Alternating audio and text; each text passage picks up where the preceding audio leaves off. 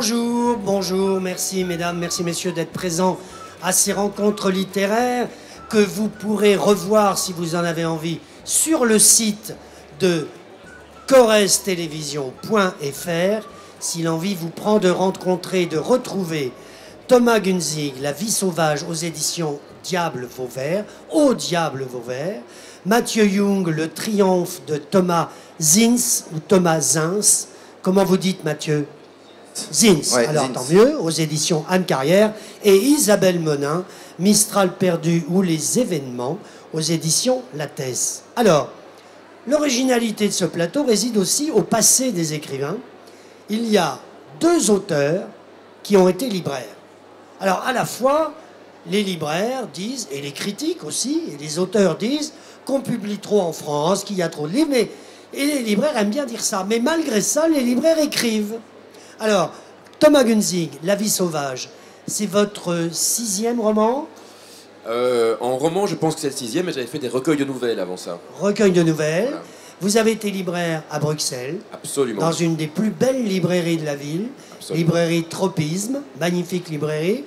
Et puis après, vous avez arrêté la carrière de libraire et vous vous êtes consacré à l'écriture de scénarios, de pièces de théâtre.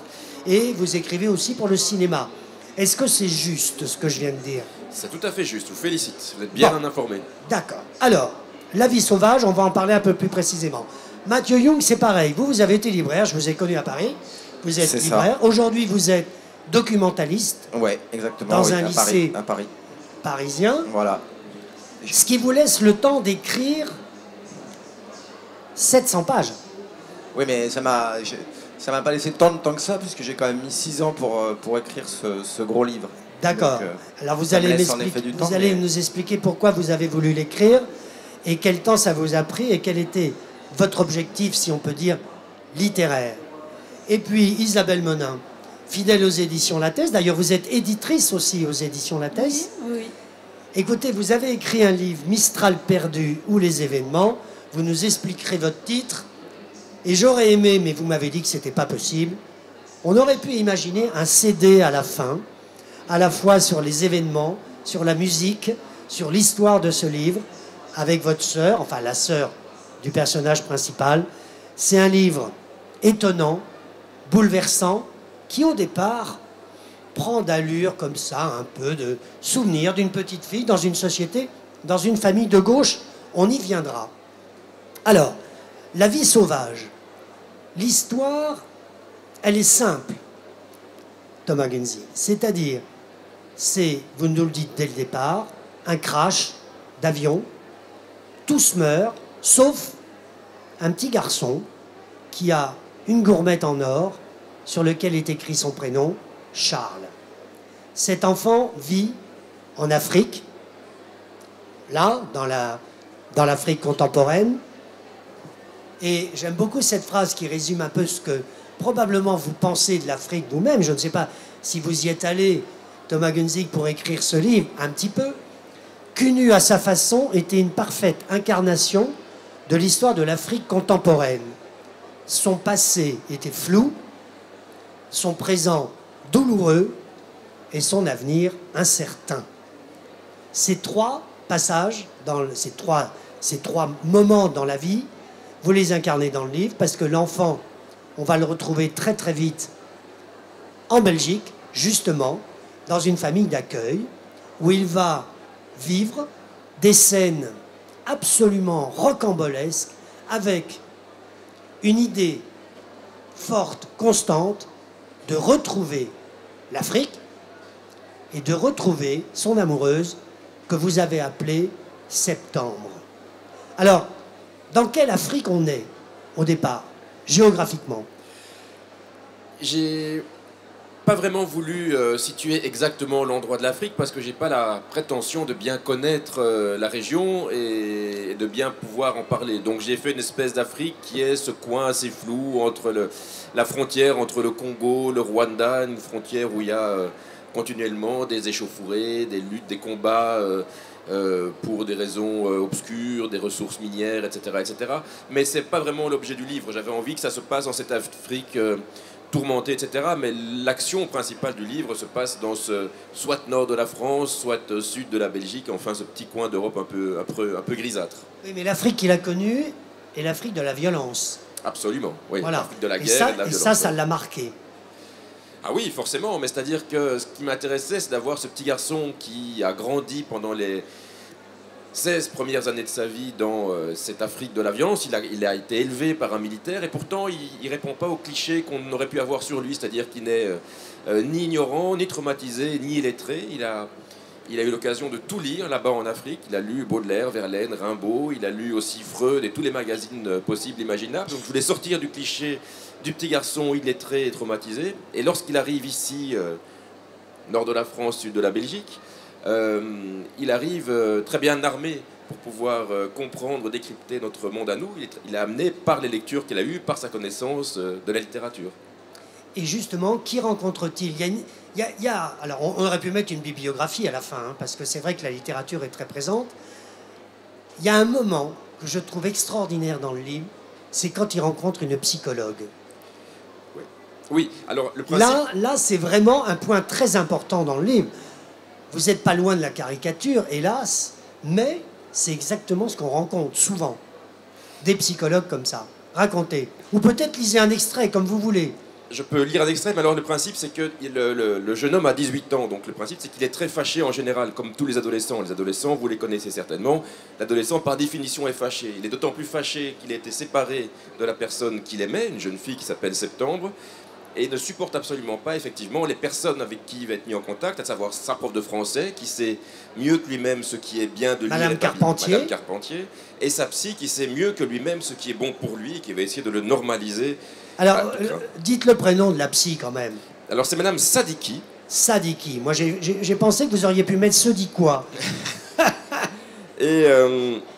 Et il va complètement la mener en bateau parce que cette Madame Sadiki, en fait, ne se doute pas du tout qu'il a toutes les connaissances qu'il peut avoir. Et donc, il s'ennuie beaucoup. Il imagine quelle a pu être sa vie pendant qu'elle lui parle. Il imagine quelle a été sa vie. Et le passage commence. Quelle a été sa vie?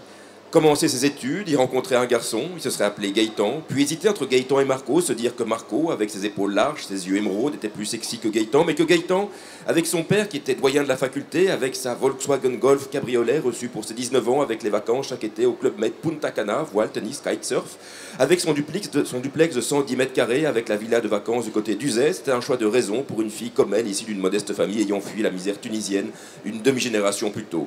Briser le cœur de Marco, s'offrir le cœur de Gaëtan, sucer Gaëtan autant de fois que nécessaire pour qu'il lui fasse enfin une demande en mariage, finir la psycho, préparer le mariage, acheter la maison, décorer la maison, exiger la terrasse en teck, la cuisine américaine, ne pas céder sur le dressing, vouloir un enfant, avoir un enfant, vouloir un autre enfant, avoir un autre enfant, trouver un travail à mi-temps pour se réaliser dans quelque chose, commencer le yoga, arrêter le yoga, commencer le tai chi, arrêter le tai chi, commencer des cours de cuisine libanaise, arrêter les cours de cuisine libanaise, commencer le reiki, l'ikebana, le feng shui, l'aquagym, arrêter tout à chaque fois, trouver que son couple bat de l'aile, emmener Gaëtan voir une thérapeute pratiquant l'analyse systémique, une autre le MDR et puis un sexologue chez qui il reconnaîtra que sucer lui apparaît comme quelque chose de dégradant pour son image de femme. Avoir l'impression d'aimer moins Gaëtan, mais rester avec lui malgré tout, trouver un modus vivendi, rêver de Marco dont l'image et l'odeur lui reviennent certaines nuits d'orage, le suivre sur Facebook, découvrir sa vie de rêve sur une plage de Venezuela, en vouloir à Gaëtan pour quelque chose, sentir sa jeunesse qui s'éloigne, sa peau qui se fane, son teint qui se voile, son regard qui se creuse, signer les bulletins des enfants, acheter le matériel scolaire, préparer les pique-niques sur le coin à l'usine américaine, déposer l'un en cours de danse, déposer l'autre au judo, attendre que ça se termine dans la voiture sous la pluie en likant des photographies de petits gâteaux postés par des copines du yoga, du reiki, du tai chi, pleurer parfois toute seule sans raison, en rangeant des sacs de courses dans le coffre d'une Tourane flambant neuve, préparer des vacances dans cette maison d'Uzès qu'elle ne supporte plus, partir avec Gaëtan en week-end sur la côte d'Opale pour se retrouver, y affronter un vent froid comme la mort, le sable dans les yeux, un ciel hostile et maladif, des silences embarrassants, récupérer les enfants chez les beaux-parents, retrouver la maison, sa terrasse, sa cuisine, son dressing, retrouver le lit conjugal avec son couvre-lit en coton bio à 300 €, ses draps en tergale parfaitement repassés par la femme de ménage, ses deux oreillers en duvet alignés côte à côte, pareil à des pierres tombales, et le voir pendant un instant avec une effroyable clairvoyance tel qu'il est, non pas un lit, mais un de ces rochers noirs et gluants auxquels les naufragés s'agrippent en attendant la mort. Donc, merci. Il n'aime pas beaucoup sa psy, en fait. On a compris le rythme du livre et l'humour de votre style. Alors, il y a quand même des sentiments de solitude. Il a des grands moments de solitude. Et toute la famille qu'il retrouve, les oncles, les tantes, on a l'impression que personne ne s'intéresse à personne. Ou en gros, que tout le monde se fout de personne. C'est absolument ça. Donc il va découvrir le monde occidental, hein, qui est un monde a priori où règne la paix et l'opulence, mais sous lequel règne aussi une immense solitude, la solitude des adultes qui sont chacun occupés à essayer de réussir plus ou moins des vies, mais qui sont un peu désolantes, hein, qui dans la politique, qui comme femme au foyer, ou, etc. Et il va effectivement se sentir isolé, mais heureusement il va trouver un point d'accroche parmi ses congénères, les adolescents qui ne sont pas aussi lettrés que lui, mais chez qui il va trouver des valeurs qu'il aime bien, des vraies valeurs de confiance, solidarité, d'amour, etc. Thomas Gunzing, il y a un moment, j'aime beaucoup cette phrase où, évidemment, il a un plan. Il a un plan, c'est de repartir en Afrique, retrouver septembre, il lui faut de l'argent. Donc l'histoire de l'argent, c'est formidable dans votre livre. Mais surtout, j'aime beaucoup cette phrase. J'avais accueilli la crasse et la vétusté de l'endroit comme des amis trop longtemps perdus de vue. Ah oui. Il veut retrouver ça. Mais c'est-à-dire qu'en tout cas, il ne trouve pas le bonheur dans dans le confort un peu factice qu'on lui offre ici. Tout ce qui l'intéresse, lui, c'est retrouver la femme qu'il aime. Donc, quand on est amoureux, même si cet amour se réalise dans la crasse et la vétusté, peu importe. Enfin, c'est aussi simple que ça. Alors, je me suis posé la question, un peu intime. Quel est votre lien avec Charles ? Alors, je pense que j'ai absolument aucun lien avec Charles, si ce n'est celui d'avoir été... Si ce n'est... celui d'avoir été un petit peu comme lui quand j'étais petit. Mes parents, je ne sais pas pourquoi, m'ont emmené voir quand j'avais 5-6 ans des psychologues. Ah oui, et ça vous a marqué. Et qui ont diagnostiqué que j'étais une sorte d'incapable, d'idiot. Donc on m'a mis dans l'enseignement, ce qu'on appelle en Belgique l'enseignement spécial, donc l'enseignement pour les enfants handicapés, quoi, où j'ai passé le plus clair de mon enfance.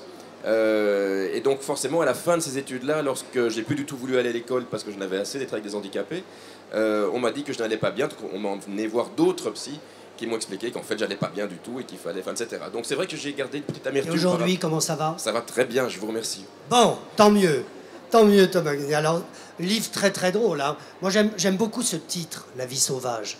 Comment il s'est imposé ? Ah bien, vous savez, les précédents romans que j'avais faits avaient des longs titres compliqués, comme le manuel de survie à l'usage des incapables, situation instable penchant vers le mois d'août, etc. J'avais envie de revenir à quelque chose de plus simple et de plus classique pour ce livre-là, simplement. Bravo. Mathieu Young, on a parlé que vous aviez à peu près le même parcours. C'est que vous avez été d'abord libraire au départ à Paris, et puis vous avez écrit, là c'est votre premier livre chez Anne Carrière, je crois. Oui, c'est ça.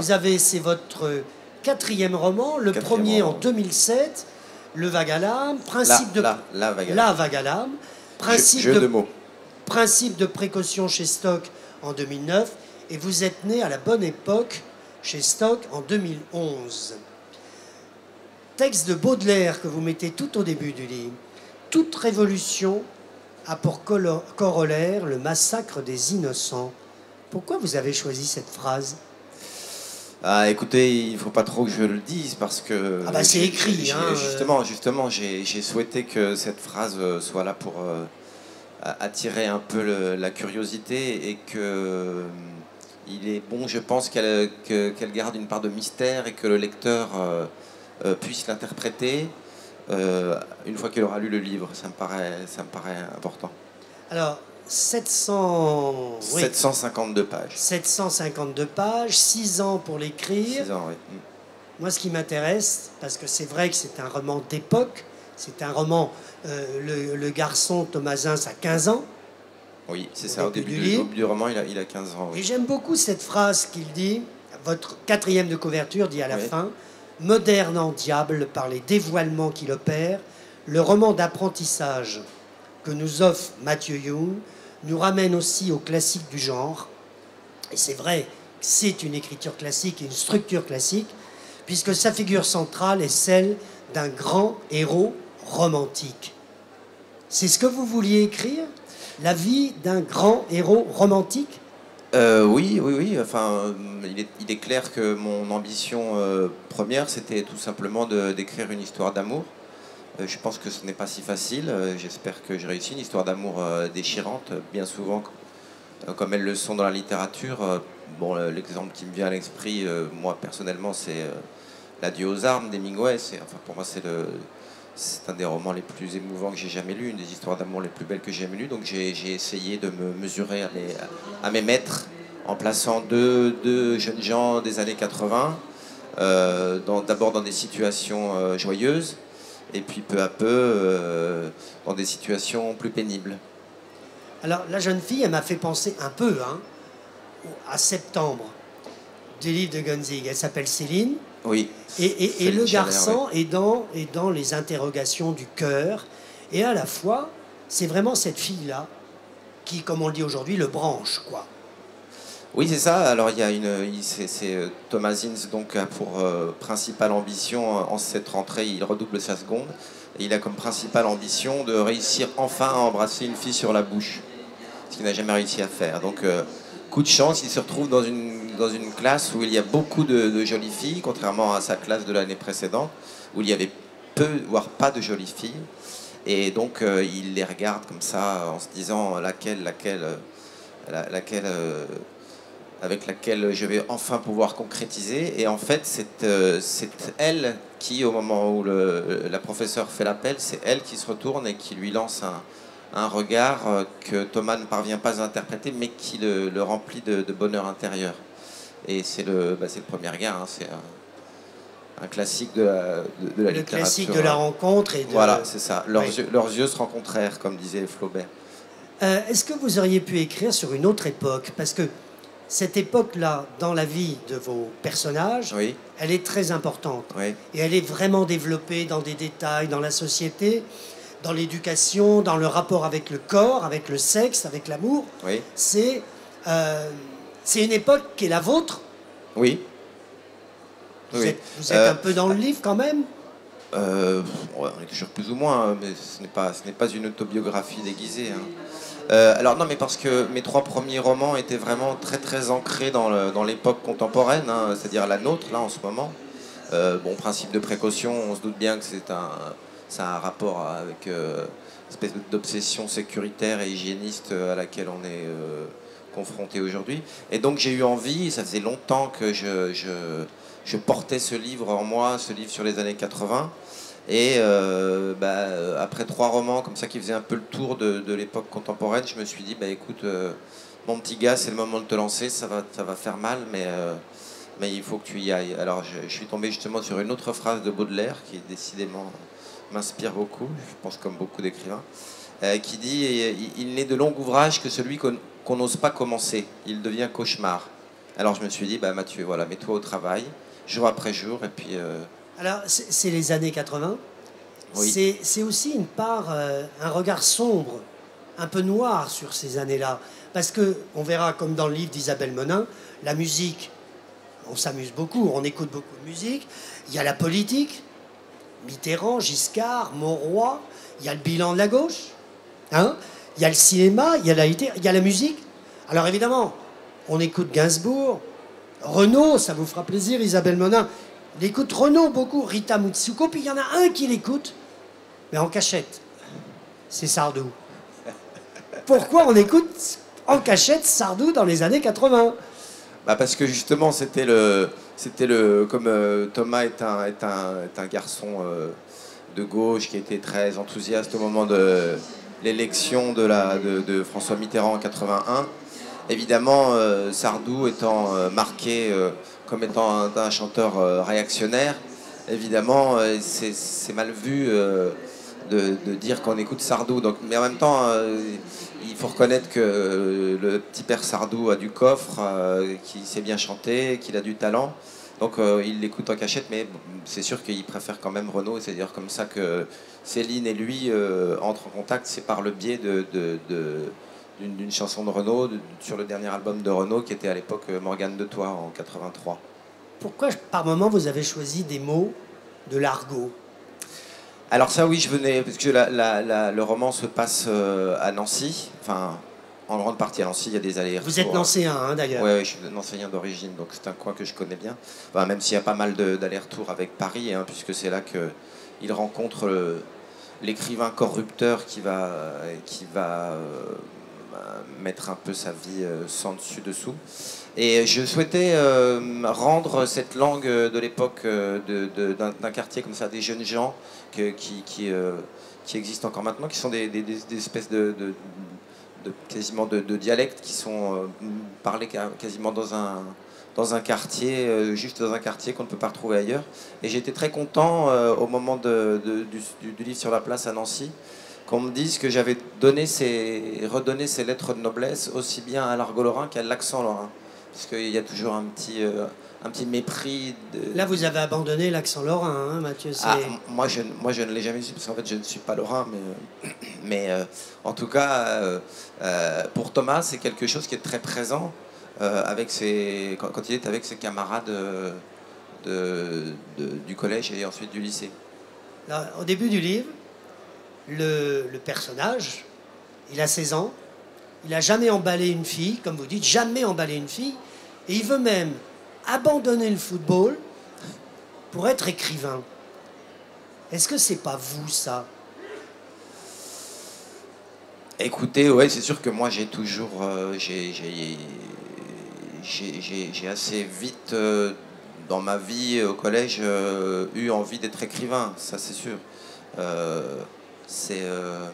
Mais pour autant dire que c'est moi, ce serait vraiment trop réducteur, parce que j'ai pris le soin d'essayer de dresser en même temps que le portrait d'un personnage, le portrait d'une époque. Donc c'est aussi, j'ai essayé de les plonger dans des situations très concrètes, dont je pense beaucoup de gens se souviennent encore. Par exemple, les manifestations contre Devaquet ou toutes ces choses-là, un peu plus tard, puisque c'était en 86.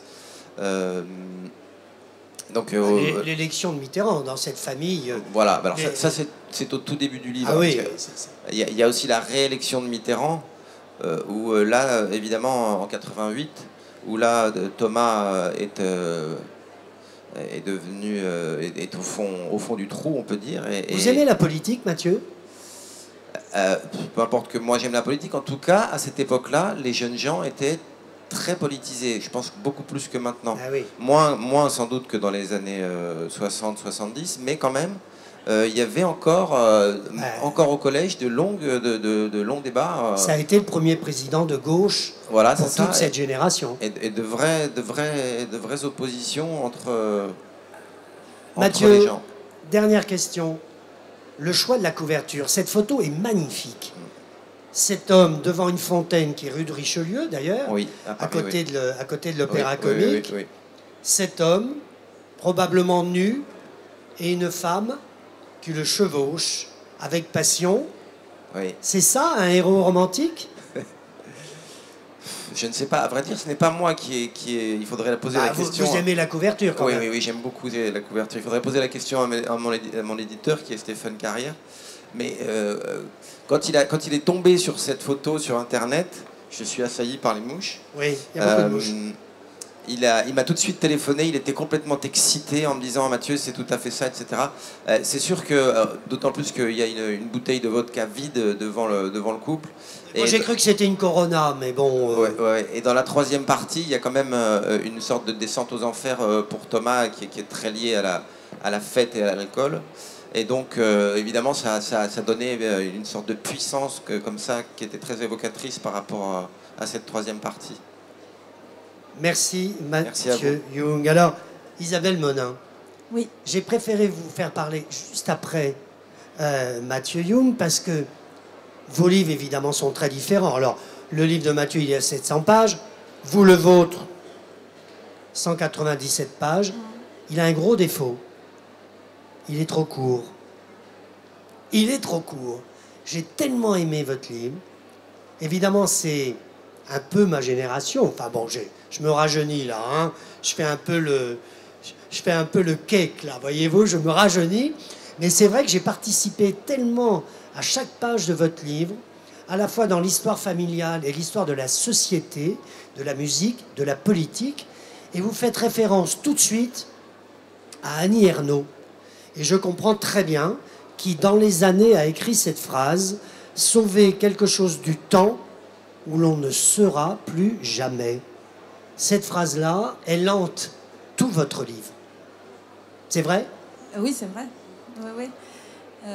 C'est une phrase magnifique. Sauver quelque chose du temps où l'on ne sera plus jamais. Effectivement, c'est un livre court, mais parce qu'il est venu, en fait, il s'est imposé à moi comme une espèce de nécessité. Parfois, ça arrive comme ça. Hein. Je travaillais sur autre chose et un jour, voilà, en fait, non, ces phrases sont venues. Et j'avais l'intuition qu'il fallait que ça soit un livre que j'écrive vite et qu'on puisse lire vite. Ah oui. Comme une espèce de... pas de cri, parce que c'est pas agressif, mais oui, comme quelque chose qui était très important. Il fallait que j'attrape, en fait, ces 30 dernières années, que j'arrive à les ramasser et que je les raconte à la façon, elle est évidemment très très au-dessus, hein, je ne me compare pas, mais à la façon d'Annie Ernaux, c'est-à-dire essayer de se rappeler non seulement les faits, qu'est-ce qui s'est passé, les événements, c'est pour ça qu'il y a ce mot dans le titre, mais aussi les sensations, en fait, comment on les a vécues. Et c'est cette espèce de mémoire sensitive, enfin je ne sais pas si ça existe, mais sensible en tout cas, que je voulais attraper. Donc ça aurait pu effectivement être très très long, puisque j'embrasse 30 ans, ou un peu plus de 30 ans de ma vie. Ça aurait pu faire 752 pages. Isabelle Monin, tout est autobiographique. Oui, oui, oui. Oui, ça se sent à la lecture. Oui, oui. Mais on ne le sait pas toujours quand on est lecteur. Non, mais là, en l'occurrence, tout a été vécu, tout a été senti. Alors, il y a la politique, il y a la musique, il y a la famille, il y a votre sœur, qui est évidemment ce duo indestructible. Indestructible. Avec des pages, on va pas raconter la fin, si vous êtes d'accord avec moi, qui sont d'une émotion. Alors, peut-être, messieurs, vous êtes des cœurs secs. Mais moi, je ne suis pas un cœur sec. Et je peux vous dire, Isabelle, qu'à la fin de votre livre, j'avais les yeux mouillés. Parce que la manière dont vous parlez de votre sœur, qui pourrait être un frère, peu importe, d'un membre de la famille, c'est exactement les mots justes pour parler de cet amour, pour parler de cette passion. Alors, pour être plus léger, il y a des grands morceaux sur la société, sur la musique. Évidemment, le titre « Mistral perdu » fait penser à Renaud, mais il y a bien sûr d'autres musiques. Il y a les 45 tours, il y a les 33 tours. On pourrait avoir une bande-son dans votre livre, ça serait formidable. Mais je vais lire ce que vous dites des familles de gauche. Ça fera plaisir à Mathieu Young. Nous ne savons pas pourquoi, mais nous le savons.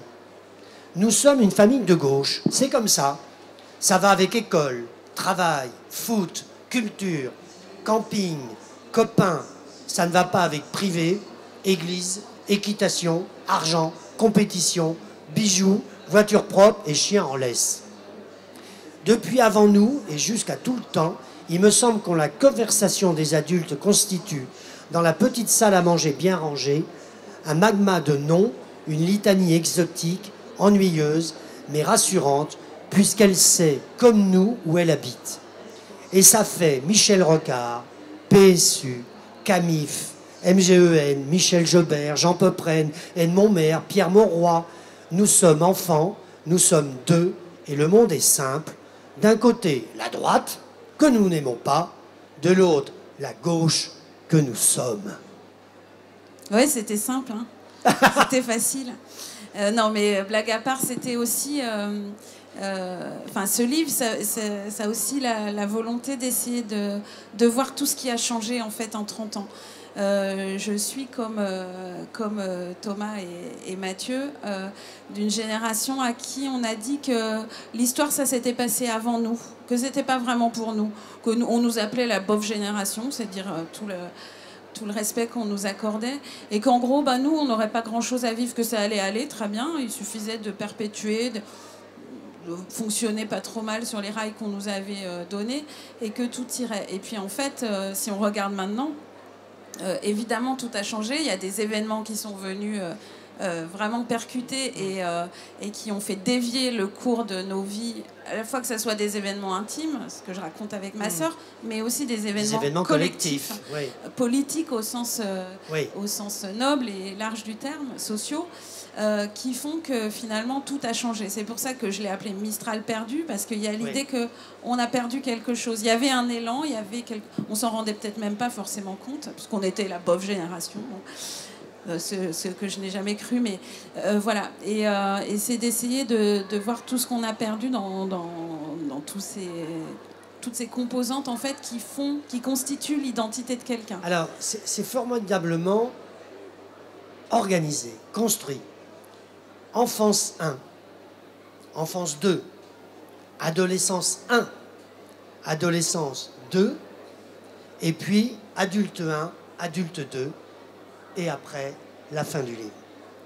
Pourquoi vous avez voulu... C'est assez classique, hein. C'est non, mais chronologique. c'est classique, mais ça donne, dans un livre court, avec les repères de la musique, de la politique, de votre vie à vous, de vos sentiments à vous, ça donne une organisation qu'on avale. Parce que moi, ce livre, je l'ai lu en 2 heures. Ouais. 200 pages, même pas en 2 heures. Ouais. Qu'est-ce qui vous a été à la fois le plus joyeux à écrire et le plus douloureux?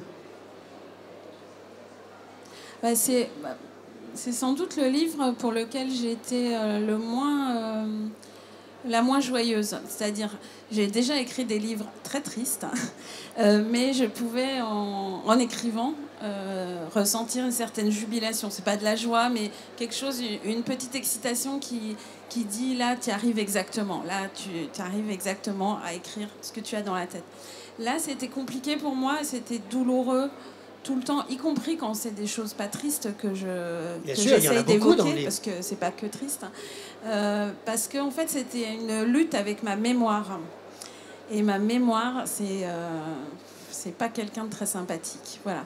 Donc je me suis beaucoup bagarrée à essayer de retrouver non pas les souvenirs, enfin évidemment les souvenirs des événements, mais surtout ce que je vous disais tout à l'heure, les souvenirs des sensations. Voilà. Comment je me sentais quand il s'est passé ça. Comment je me sentais vraiment. C'est-à-dire, ouais. Alors c'est marrant la mémoire parce que par exemple, oui. J'ai des souvenirs très précis des sensations que j'avais pour des trucs qui n'ont strictement aucune importance. Je me rappelle très très bien qu'est-ce que ça faisait d'être dans la voiture quand on partait en vacances. Et laquelle voiture? C'est une voiture des années break, je ne sais ouais, pas quoi. Voilà. R14. Passat break 21. Passat break 21, voilà. Il fumait dedans, ça puait, et on avait trop chaud. Je me rappelle très bien, même les chansons qui passaient à la radio et tout ça, ça n'a aucune importance. C'est des moments où il ne se passe rien, mais bon, on va où on rentre... Non mais vous voyez, mais je me rappelle... Oui. Je sais comment mon corps se sentait à ce moment-là. Mais on est tous comme ça, Isabelle. Hein. Bah oui, j'espère. Moi, je me souviens de la Versailles de mes parents. Hein. C'est à peu près un petit peu avant. En revanche, il y a des choses que j'ai pu attendre, espérer toute ma vie. Mon premier jour de travail, donc qui est en plus un souvenir plus récent, dont je n'ai aucune trace. Et ça, c'est un peu contrariant, en fait. Alors, est-ce qu'on pourrait dire que ce livre est nostalgique? Moi, je sais pas. J'ai du mal à qualifier les livres en général et les miens encore plus, je sais pas. Oui, j'imagine qu'il y a un peu de nostalgie, mais j'imagine aussi qu'il y a... Enfin, j'espère aussi qu'il y a des bouts de vie, en fait, que ça vit. Messieurs, je ne peux pas vous l'offrir, parce que je ne travaille pas aux éditions Lattès. Lisez tous les deux ce livre, ça vous plaira beaucoup. Merci. Isabelle Monin, je rappelle, Mistral perdu ou les événements aux éditions Lattès. La vie sauvage, Thomas Gunzig aux éditions Au diable Vauvert. Fidélité à votre éditeur, hein, bravo. Et puis Mathieu Young, Le triomphe de Thomas Zins aux éditions Anne Carrière. Merci à vous trois. J'ai une réclamation. Hein. C'est pas possible de nous donner 30 minutes quand on a 3 écrivains comme eux.